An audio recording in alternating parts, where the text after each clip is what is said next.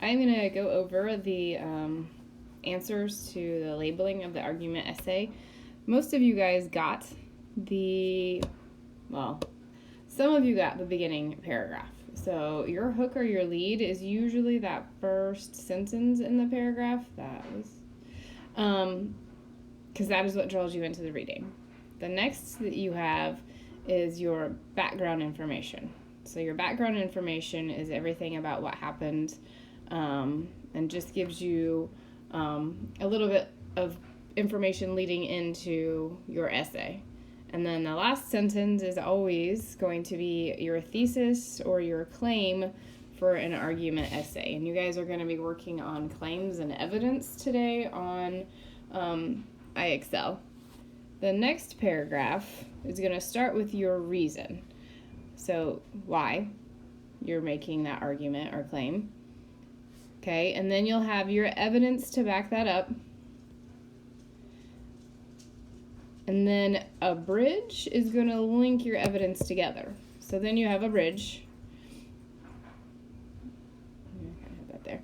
And then you have your evidence again. And then you finish off with your bridge. The next paragraph follows that exact same pattern. So you have your reason. You have your evidence. And then you have your bridge, and then your evidence again, and then you finish off with your bridge.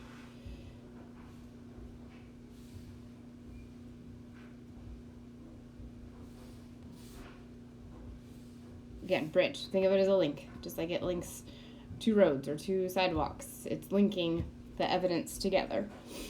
And then your counter argument is that last paragraph, or your turn around, your turn back, your counter argument, and then you finish up with your call to action.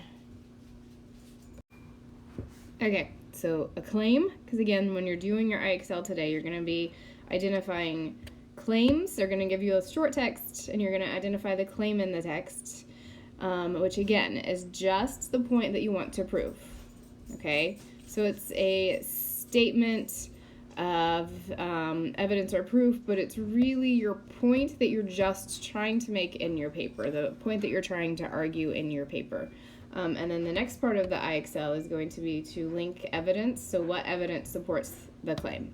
And they will give you text to find evidence, and then they will give you a claim and have you identify which type of evidence supports it that was in the text. And your evidence, again, are just facts that support your claim. So those are the two things you're going to be looking at with your IXL today.